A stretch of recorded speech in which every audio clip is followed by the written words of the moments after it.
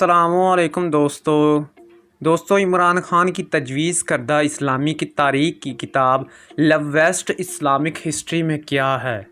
دوستو، پاکستان میں corona virus کی وبا کے آغاز اور مارچ کے آخری ہفتے سے ملک بھر میں مختلف نوعیت کے لاک ڈاؤن ہونے کی وجہ سے معمول کی زندگی مفلوج تھی اور لوگوں کی بڑی تعداد اس مشکل سے دوچار تھی کہ وقت کیسے گزارا جائے۔ اسی حوالے سے پاکستانی وزیر اعظم عمران خان اور ان کی حکومت کے دیگر رہنماؤں کی جانب سے ترکی میں بننے والے تاریخی ڈرامے کو دیکھنے کا پیغام دیا گیا کہ ان کی مدد سے عوام کو اسلامی اسلاف اور مسلمانوں کی تاریخ سے روشناس کرایا جائے، اور پاکستان کا سرکاری ٹی وی چینل بھی اسی کی بھرپور تشہیر کر رہا ہے۔ غالباً اسی مقصد کے تحت اور وہ لوگ جو ٹی وی دیکھنے سے اکتا جائیں یا شوقین ہی نہ ہوں، ان کے لیے چند روز قبل پاکستانی وزیر اعظم عمران خان نے سماجی روابطوں کی ویب سائٹ ٹویٹر پر پیغام دیا: بندشوں کے موسم میں ہمارے نوجوان کے مطالعے کے لیے ایک لاجواب انتخاب۔ یہ کتاب ان تاریخی عوامل کا نہایت خوبصورت مگر مختصر مجموعہ ہے جنہوں نے تمدن اسلامی کو اپنے دور کی عظیم ترین تہذیب کی شکل دی اور ان عوامل سے پردہ اٹھاتی ہے جو اس کے زوال کی وجہ بنے۔ عمران خان کی یہ ٹویٹ تھی۔ سن 2014 میں شائع ہونے والی کتاب لویسٹ اسلامک ہسٹری یعنی اسلام کی بھولی ہوئی تاریخ، جسے امریکی محققین فراس الخطیب نے تحریر کیا،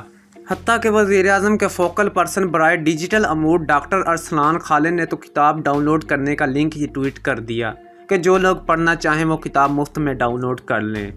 بی بی سی نے جب ڈاکٹر ارسلان سے معلوم کیا کہ آیا انہوں نے یہ کتاب خود پڑھی ہے تو انہوں نے بتایا کہ وہ اس کا آغاز کریں گے۔ بی بی سی نے جب اس 200 سے بھی کم صفحات والی کتاب کا مطالعہ کیا تو ایک بات جو واضح طور پر نظر آئی وہ یہ تھی کہ مختصر ہونے کے باوجود یہ اسلام کے 1400 برسوں کی تاریخ کا احاطہ کرتی ہے۔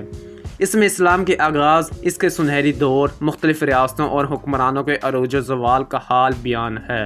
اور ساتھ ساتھ معروف اسلامک اسکالرز اور محققین جیسے ابن خلدون اور ابن سینا کا بھی ذکر ہے۔ اس کتاب کو سلیس زبان میں تحریر کیا گیا ہے اور اس میں جگہ جگہ پر حاشیوں میں چند تاریخی واقعات کے بارے میں معلومات بھی فراہم کی گئی ہے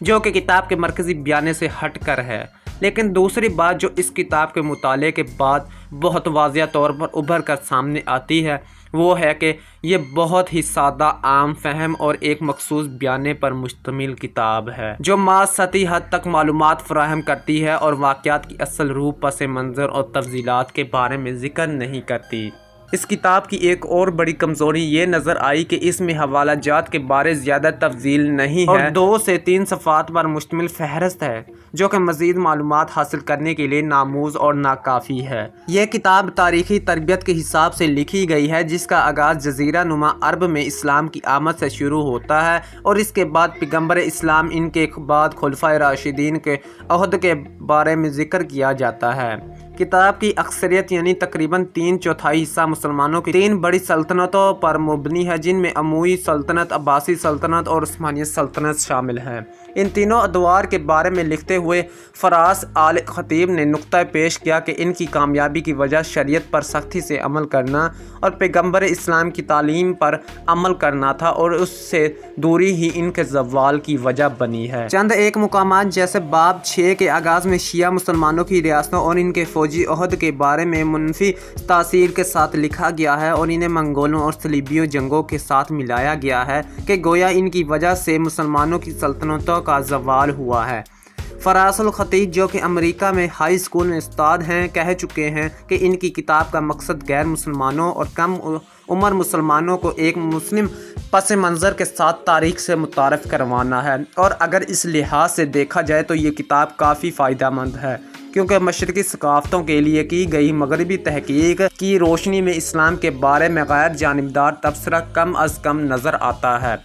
کیا اس کتاب کا مطالعہ کرنا چاہیے یا نہیں؟ اس سوال کے 2 مختلف جوابات ہو سکتے ہیں۔ امریکہ کے صدرن آل نوائی یونیورسٹی میں تاریخ کے پروفیسر سٹیوت تماری فراس آل خطیب کے کتاب پر تبصرہ کرتے ہوئے لکھتے ہیں کہ موجودہ حالات تاریخ کا ایک ایسا دور ہے جس میں اسلام دشمنی یعنی اسلاموفوبیا یورپ اور امریکہ میں بڑے پیمانے پر موجود ہے۔ تو ایسے میں اگر ایک مسلمان لکھیاری کی جانب سے لکھی گئی کتاب جو اسلام کی تاریخ بیان کرے وہ شاید وقت کی ضرورت ہے، بالخصوص انگریزی زبان بولنے اور سمجھنے والے غیر مسلموں کے لیے۔ اسی حوالے سے محققین اور مصنف تمیم انصاری نے اپنی کتاب a history of the world through Islamic eyes میں وضاحت کرتے ہوئے کہا ہے کہ اسلام کی تاریخ کو مغربی نظر سے دیکھنا غلط ہے اور اسی حروف آخر نہیں سمجھنا چاہیے۔ تاہم فراس الخطیب کی اس کتاب میں یہ نظر آتا ہے کہ وہ ایک مقبول معروف بیانے کا بغیر تنقیدی جائزہ لیتے ہوئے پرچار کرتے ہیں، جو شاید غیر مسلموں کی حد تک قابل قبول ہو سکتا ہے، لیکن کیا یہ پاکستانی قارئین کے لیے درست ہے؟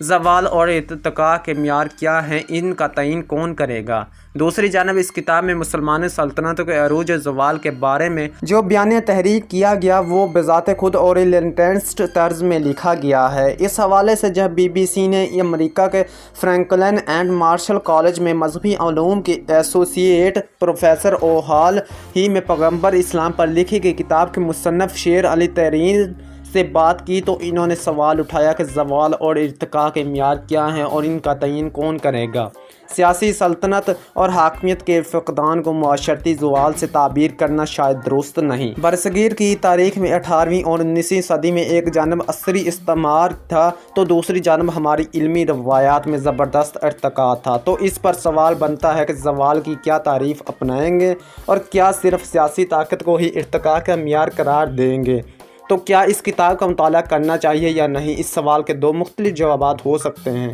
اگر پروفیسر اسٹیورٹ تماری کا تبصرہ دیکھیں تو وہ کہتے ہیں کہ اسلاموفوبیا کے اس دور میں یہ کتاب اسلام کے بارے سمجھنے کے لیے بہت اچھا اضافہ ہے اور اس کا مطالعہ کرنا چاہیے، مگر اس کے ساتھ ساتھ یہ بات بھی ذہن میں لازمی رکھنی ہوگی کہ یہ کتاب اسلام کی تاریخ کو بہت مختصر اور ایک مخصوص زاویے سے پیش کرتی ہے، جو شاید پاکستانی قارئین کے لیے اسلام کی 1400 سالہ پیچیدہ تاریخ کو باریک بینی سے سمجھنے کے لیے ناکافی ثابت ہو۔